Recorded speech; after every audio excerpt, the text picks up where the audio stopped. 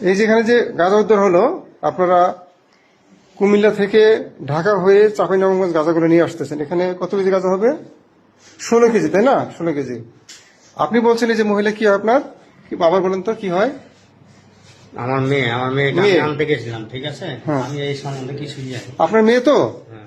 আচ্ছা, আপনার কি হয়? এটা আমি জানি না, না জানি- তদন্ত নেন। আপনার বাবা না? না তা কি হয় তাহলে? আমি চিনি না। চেনেন না? একদিনই just আপনি দেখা মেয়ে বলছেন, হয়েছিল। কারণ কি? কেমন মেয়ে আপনার? আপন মেয়ে? যে আপন মেয়ে নিজে? এখন কথা হলো শুনেন, যে আমি জন্ম দিয়েছি, এখন যদি ওই অস্বীকার করে তো আমার কিছু করার কিছু নেই। আমাকে বুঝে গেছে যে আমি আবার আমি দেশে যাব, আপনি আসেন, এসে আমাকে নিয়ে যান। আমি এইটুকাই আমি আসছি, বুঝতে এসে পারছি। ওরা নিয়ে আপনার গেছে। জামাতা কি করেন? জি, আপনার জামাতা কি করেন? জামাতে মানে বুঝলাম আপনার না। জামাই কি করে? এই যে মেয়ের জামাই কি করে? কি করে বলতে পারবো না আমি। কোথায় থাকে? কুমিল্লা থাকে। কি নাম? নাম হলো কি নাম? মেয়ের জামাইয়ের নাম কি? দেখে বলতে পারছি না। সুইট। সুইট না? মেয়ের জামাইয়ের নাম সুইট। কি করে সুইট ওখানে? ওখানে ঠিকাদারি কাজ করে, এটা আমি জানি। ঠিকাদারি কাজ করে না? সুইটের বাবার নাম কি? আপনার বিয়ের নাম কি? আমি বলতে পারবো না। আপনার একজন যদি জানতো তাহলে কি বলতে পারতো না? আপনার জামাইয়ের নাম কি?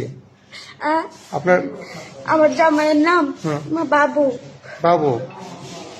মানে বিষয়টা কেমন হয়ে গেল না? সুইটের বাড়ি কোথায়? সুইটের বাড়ি কোথায়? হ্যাঁ বলো ভাই। মিথ্যা কথা বলে লাভ নাই। না, লাভ নেই, ধরা পড়েছে। যেহেতু একটা কাজ করতে গেছি হয়ে গেছে, হ্যাঁ। ওটা আমার ওয়াইফ, কোনটা? ওইটা আমার ওয়াইফকে কিন্তু এগুলা দি নাই।